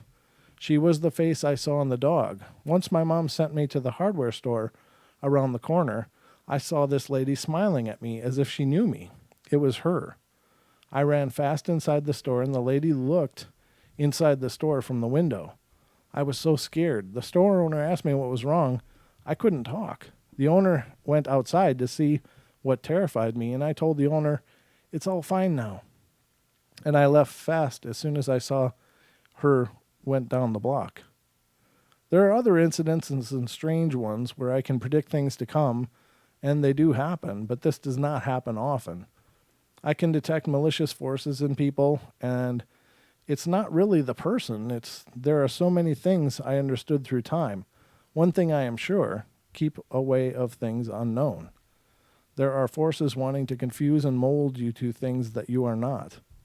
And there are people who are really not there at all. I mean, they are there in the flesh, but not in their minds. They are lost. It says there are lost. So not they are lost. They are looking for hosts to fill the worldly, immoral values we see in life today. Just be aware of yourself and not be fooled and confused. But this apartment really made me sense something was not normal with me. Well, I can see why. Well, why though? What does she say? They're looking for hosts to fill the worldly, I don't know. moral value. I think it's just the whole idea that there are spirits that want to manipulate people, and they're just waiting, and watching and waiting and watching is what I'm taking from this. Right. But I don't know. It's really hard to put together exactly what she means because it's written by a Rose. Right. It uses the name Rose, but yeah, very strange. Yeah, it'd be creepy. Being a little kid and seeing all those things would be really tough. I would have to say so because what is your little brain thinking at that point? It's like, right. What do you believe? And all that. Mm-hmm. Hey, shout out to our friend Stacy out in the chat room. She's here Stacy? tonight. Yeah. Aw. Exciting. Hi, Stacy. We've missed you for a long time. Yeah. But it's good that you remembered where to find us. Exactly. Because I thought you forgot for 8 or 9 months. No, not that long. It seems like it. Stacy's been wonderful. She's been great, but we miss you. Hope everything's going wonderful. Yeah, well, if you're friends with her on Facebook, she's got some exciting plans coming up. She does indeed. She She does indeed. Awesome. And congratulations to you. But I see Lady made it in too, huh? Yes, she's here too. Aw, good to see you, Lady. Good to see you. Yep. I got another couple of them to go through here. I hope y'all have time, and I hope they're better written than this last one.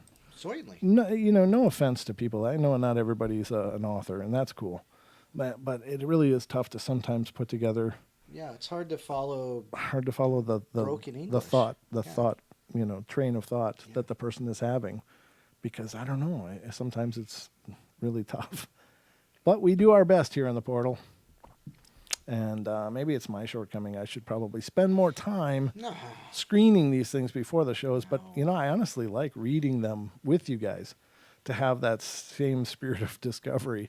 I mean, honest to God, I'm reading through these things. I've never read them before. So I don't read these stories before we go on the air. I just pull up stories and go, that one looks cool, that one looks cool, that one looks cool. It literally is unscripted. Yeah, I mean, so... and I try really hard to narrate them well so that, it's a good storyline for you guys. But I'm having as much fun reading them as you guys are to hear them because they're new to me as well. No doubt. So, I mean, but this show is not rehearsed in any way. And I don't know if we could rehearse this show. if we did, it would probably screw it up. It would probably really wreck it because it's the idea that it's organic and it's fun and it's spontaneous that I think is so cool. Very cool. Hey, let me get that lighter, would you? Oh, John, you gonna torch up over there? No. All of a sudden, the bubbles. Yeah, Sorry. I will admit, I do not have anything against anybody who uses, Oh, yeah. greenery, but I prefer not to. No, I know. It always makes me feel stupid. You're about to ask opposed to when? That's not true. You know I'm not, but I knew as soon as you said that you were going to say something funny about that. It's like you told her, you make my job so easy because I can just sit here and snicker and you'll fill in all the blanks. I don't even have to think about these things. They weren't brownies, Pixie. They were fudge. And there's more. I think there's like 4 pieces left. We're hitting the edibles here. Is it? Actually, it's just sugar, ladies and gentlemen, and lots of it. Lots of it. But it is, delicious. Very cool. There's good stuff in there. Peanut butter, that's good Absolutely. for you. Well, Toffee, that's good for you. It Chocolate, is. that's It good is. for you. You know what? I'm going to try. The toffee's actually a little soft. I think it's but it's so good. It really is. It's so good. Oh. Excellent job. Oh man, I love it when you guys prepare. I know. When you guys send we this just stuff. unfortunately we are out of Julia's. you know? Julia's, honest to God, Don didn't get much of Julia's. That's okay. Don didn't need much. Well, I don't need much either. I'm really ladies and gentlemen, trying to lose weight. I'm trying to get ready for the Speedo again. No, I'm just kidding. God, settle down there, Arnold. I will crush my enemies and to see them scatter before me. No. I don't wear Speedos. I'm just kidding. But I do want to be healthier, and I think yes. I would like Healthier is to good. I would like to show more of myself as we're doing investigations. Like, nope. Kind of like unlike the other day when I got up, it was to turn something on. I think the on-air sign wasn't on. I turned it on and wow, yeah, the camera really does add 40 pounds to you. Sure it does. It's the camera. It is. There's a reason I didn't stand up and turn it on. That's all I'm saying. Oh, I see how you are. Hey, Don, will you grab that, Can you please? get that? Thank God, round is a shape. Oh my God! Yeah, Don's in shape. Round's in shape. Round's a shape. Yeah, but I will tell you this. I bought these jeans last year because they were supposed to be my size.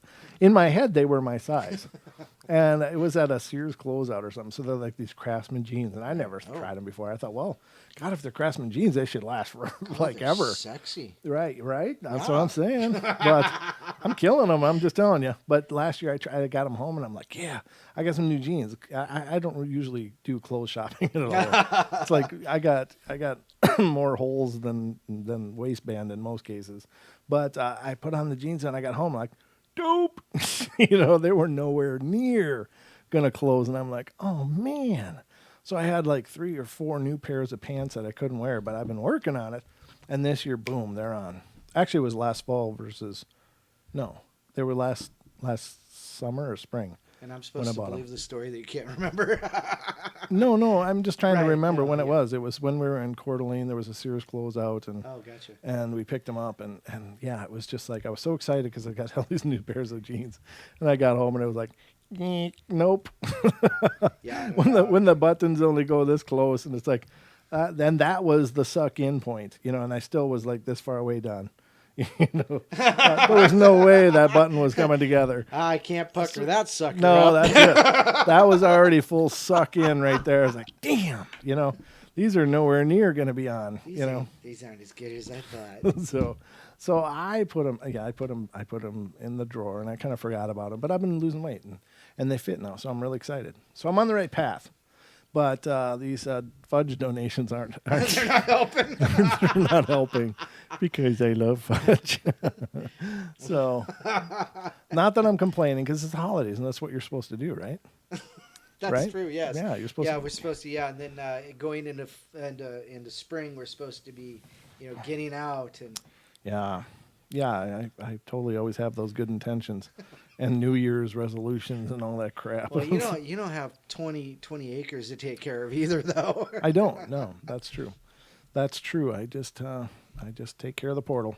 Well, that's And a job in and of itself. it That's is. true. It's That's true. growing, that's for sure. But all right, there's a house in my hometown where I used to live, and where one of my best friends used to live as well. Oh, I guess he and the best friend lived in the town or in the house. I don't know.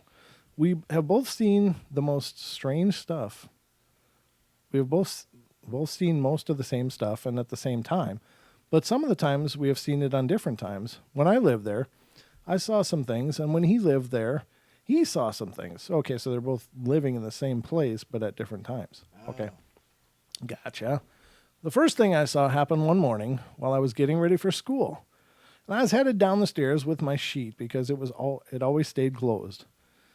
Cold, rather. Not closed, cold. And I felt something was behind me, so I turned to look, and it was a dog. Only I could see through it, and it had no head. You know what's a man. dog? Yeah. So that's Was creepy. it a dog? The second thing that happened to me was I went down to the basement one night because this is where we had our pool table at the time, and I turned on the light for the basement, and as I was walking down, I felt something grab my leg from behind the stairs. I freaked and ran down the stairs, and the light went out. Oh, jeez. I made it out of the side door, and after that, we put the pool table upstairs.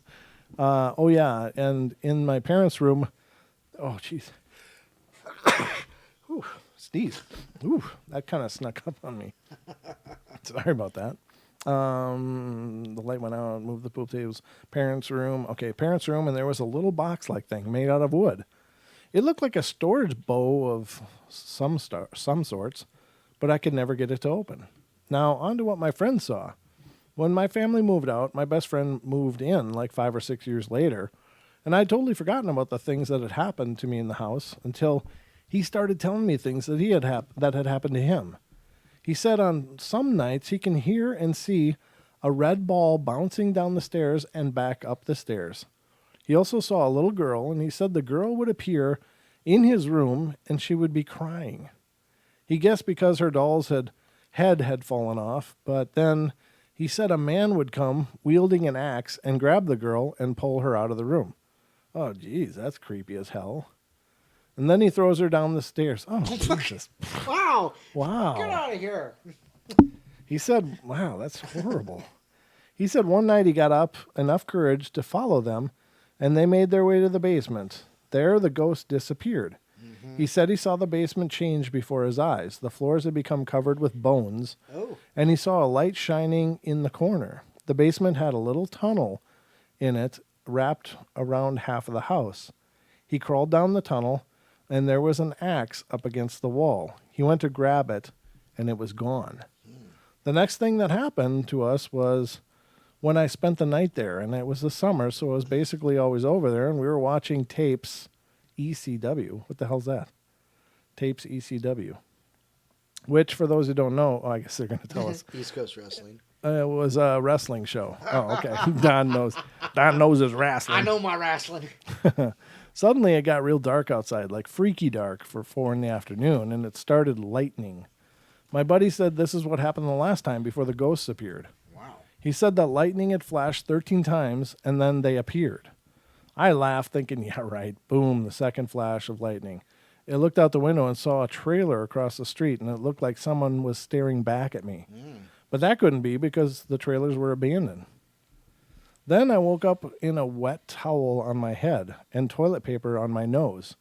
My buddy had said that I started shaking and my nose started bleeding and I passed out. I sit up and asked how many strikes of lightning there were up to, and he said 10, and asked what I saw. And I tried to explain to him that it was like the man figure, but he had red glowing eyes. Bam, another strike of lightning, followed by another, and there was one left, and we would see if my friend's story would come true. Then the last strike hit, and to my surprise, there was no thunder. Then the TV went off, and a cold chill filled the room. I looked around as my eyes were trying to adjust and saw a figure of a little girl. I quickly closed my eyes and covered my head when I felt something tug the covers. I said, "Stop it, Rick. I believe you." He didn't say anything. I pulled them down, and the little girl was right in front of my face. I thought I was going to have a heart attack. We did some research through the locals, and they said the house was haunted, and we were like, well, no kidding. That's not exactly what they said, but that's what I'm saying. But one lady who used to live there added that one night she had looked locked up and went upstairs to lay down for bed, and she had gotten almost asleep when she heard the front door unlock and open and then shut and lock back. Now, in this house, the door has only one door that can be locked from the outside, unless new people that live there have recently changed it. But before they moved in, the only door that could be locked from the outside is a door on the side of the house. She rushed downstairs to find nobody in the house, so she went back to bed, and then she heard her dishes being messed with once again. She rushed downstairs to see dishes on the floor and her knives and forks floating in the air. They stopped and then went flying toward her. She got behind a door, and she left that night and moved out the next day. Something really bad and crazy happened in this house, but every time I try and research it, nothing pops up on the web or any of the local papers from the past. I'm thinking somebody covered it up to sell the house. No doubt. Creepy. That's weird. Again, that's a lot of evidence. Yeah. I don't know. Where was that out of? Kentucky. That was out of Kentucky. Well, I'm not saying it's impossible. That's totally possible. I mean, those events are alleged to happen. It's just that kind of a massive event is very, very, very, very rare. You know, that you would have an entire kitchen full of dishes and things floating and then flying at you. That's an incredibly powerful force if that is legitimate. That's plenty spooky. That would be scary. You know, you go in, and you walk in, and it's like, why are my butcher knives floating in the air? I used that one for sashimi this morning. Sashimi even. Wow. Yeah, I don't know. That would be weird. And especially if they flew at you, that'd be like, okay, it's time to move. I mean, I agree. Yeah, I'm out of here. That's done. You don't have to ask me twice. It's like, yeah, throwing dishes at me is probably good enough.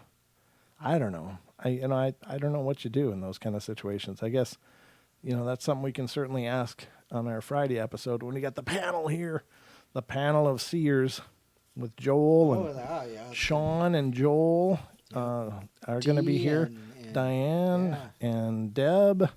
There's going to be lots of fun discussion and information on Friday night here on the Portal, 7 p.m. Pacific time, right here on YouTube and on TFR Live, iHeart, TuneIn, and TalkStream Live. But I got one more story to leave you guys with. So are you ready? Yes. Are you all ready? Here you go. Don, you're all creepy. Why, thank you. Don, you're all creepy. You're a creepy guy. God, you're creepy. Oh, God. All right. I was about 31 years old and about 5 months pregnant. Not drinking or drugging in any way. And in May of 1985, visiting my mom and dad in New Mexico. They lived in a brand new 2-story Spanish-style home in the north end of Albuquerque. And everyone had retired to sleep, and I was dozing off in the guest room on a daybed facing away from a large arched window that faced a street light. So it was not really a darkened room. And after a few attempts to close my eyes, a robed figure stood facing away from me, maybe 4 feet in front of me. I really truly thought it was my mom. Maybe she had been drinking and was sleepwalking. I said, "Mom?" And it stayed where it was. And so I sat up on my elbow and repeated louder with more force, "Mom." Well, I got its attention, and it began to turn slowly towards me. And then I realized it was not my mom. And every hair on my body stood up, and it vanished right before my eyes. Wow. I was so shocked. I just knew that it had to be my mom. So I jumped up, threw on every light in the room, as well as the TV, ran to my parents' room, and they were both very asleep. I even tried to wake them up. My dad was snoring, and my mom had spit drooling. So I shook my head and went back to the room and ran to look out the window. Nothing. I searched the entire house. Turned on every light and still nothing. But I knew deep down, I knew. It scared me, and it vanished on its own. I felt bad after that. My one most meaningful encounter, and I got scared instead. Afterwards, I would say out loud, "I'm sorry. I didn't mean to be scared. Please come back." I never did find out what it was. I felt it had no malice towards me. It wasn't glowing or anything like that. It just looked like a hooded figure in the dark with a robe on. Huh. Very strange. And I don't know what to make of that either, but that's all kinds of high strangeness right there. Oh, strange. That comes out in New Mexico. New Mexico of our fine United States. That one's from 2007, so quite a long time ago. But, what do you do? What would you do, Don?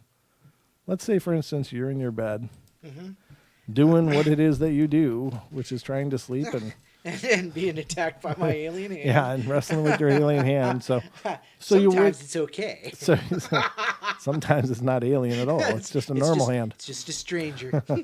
So you're laying in bed. You wake up yep. and you see a robed, hooded figure facing away from you. What do you do?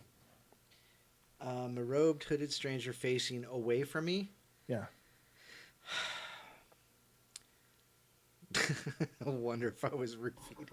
You'd wonder if you were roofied. That'd be exciting. That'd be something exciting in my life. It's like, no, an unexplainable hooded figure facing away.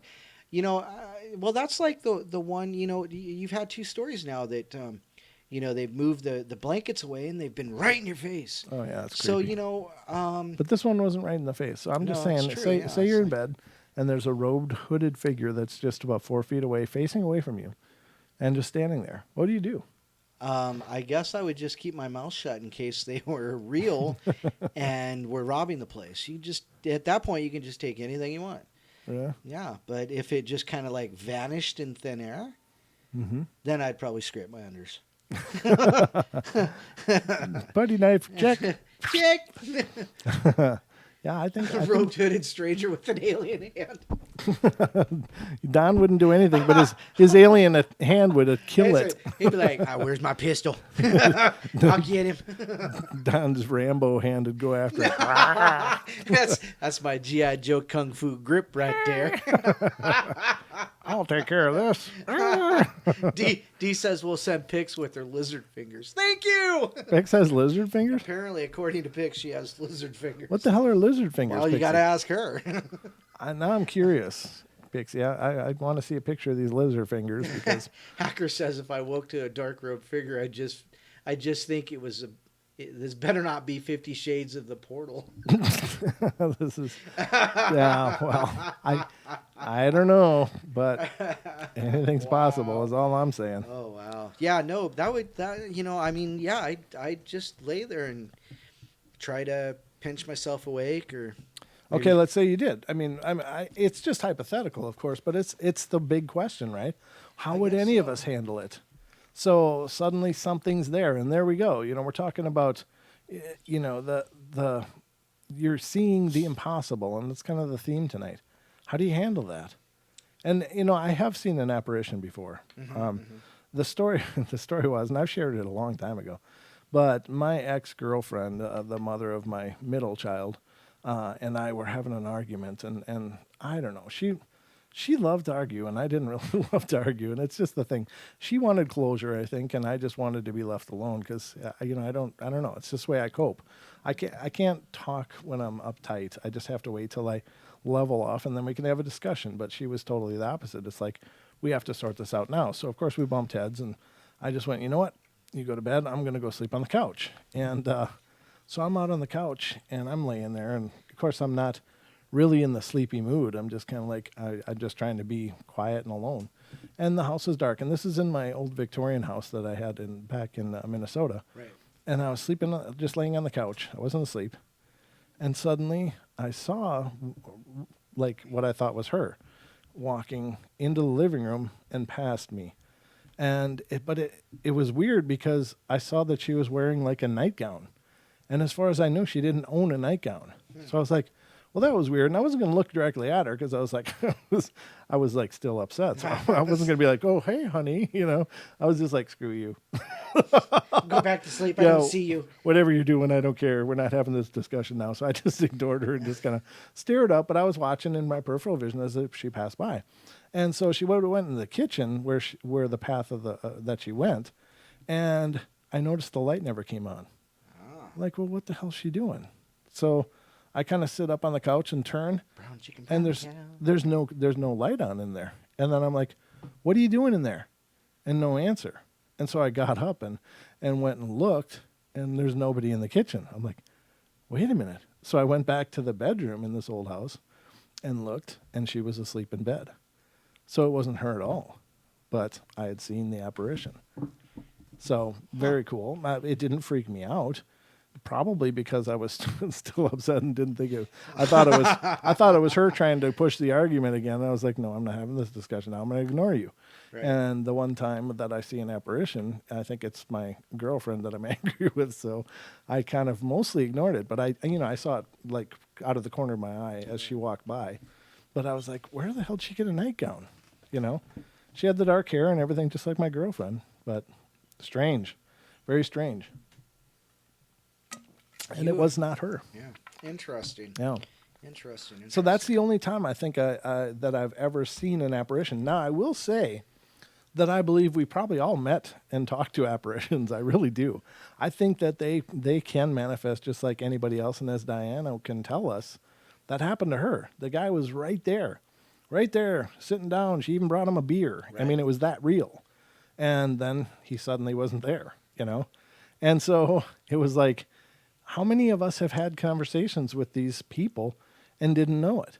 How many times have we entertained these spiritual beings, Yeah, it kind of makes me wonder, because when I was in Seattle, I would never, I didn't even have a car when I lived in Seattle. You didn't need one. Right. I could get on a bus at 3 o'clock in the morning and they'd drive my happy butt back towards, Home. My apartment. Yeah. Yeah. Literally like 3 blocks away. I just stumble home, So, but, you never know because, I talk to people occasionally. Right. In the bus stops and, while they're doing weird things on buses. But I mean, Right. how many times have I had, possibly had Right. an experience where it just seems so normal and natural that, Right. and just on the bus or talking to somebody, even in, because I was out at night all the time. Yeah. Of course, back then it was a lot of drinking and other things, but sure. But I mean, even in those states, there's some realization or some manifestation, I suppose. So I don't know. Yep. No, I think it happens. I think it maybe happens more than we realize, but we would never know. Because if you're just walking in some random place and talk to somebody or say some pleasantries, Right? I mean, hell, it could be in Walmart. I was just in Walmart today and smiling and saying happy, Merry Christmas to people and et cetera, and not really thinking about it. You said Merry Christmas to people in Walmart? I did. You horrible wretch. Sometimes I say happy holidays. I don't really care either way. I mean, that kind of stuff, it doesn't have to be like, oh, it's got to be Merry Christmas. I don't care. If however you're celebrating is how you're celebrating. But I sometimes say Merry Christmas. I sometimes say Happy Holidays.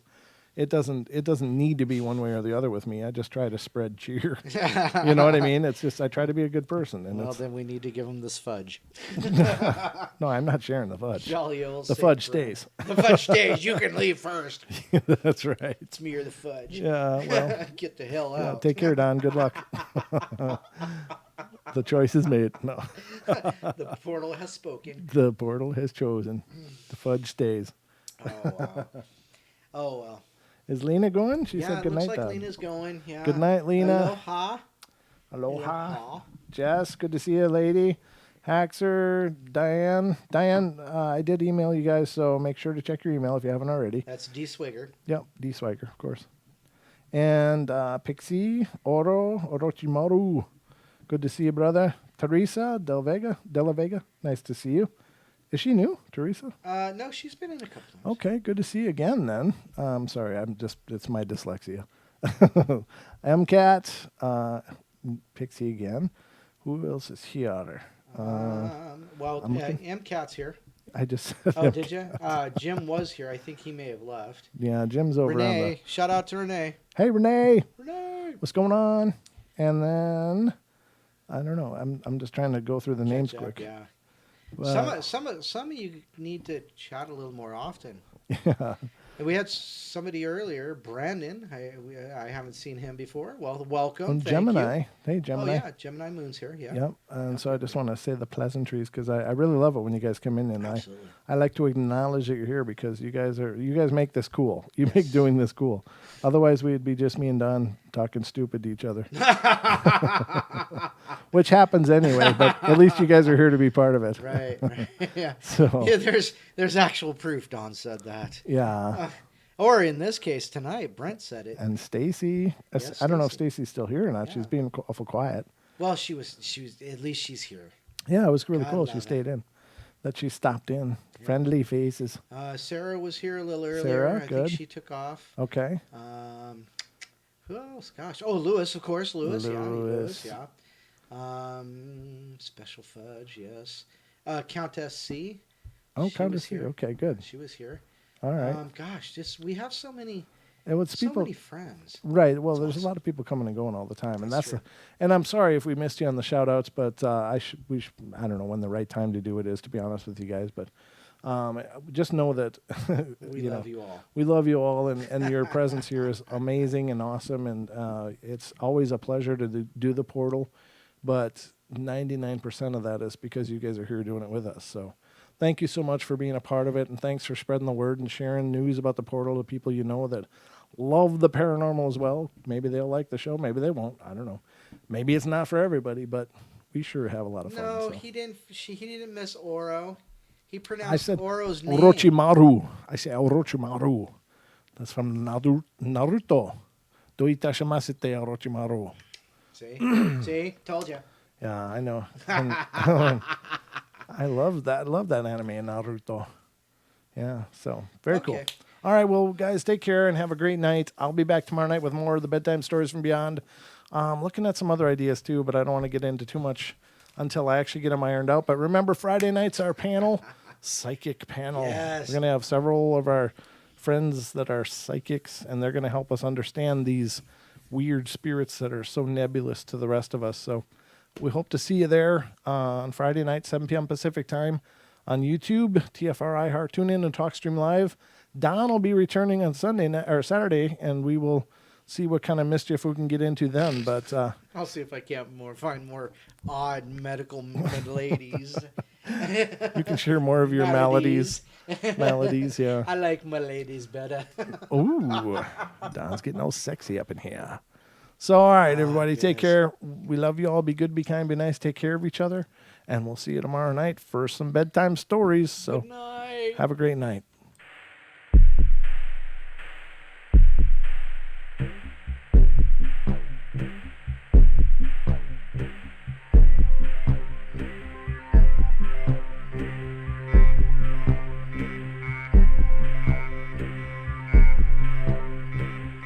Woo!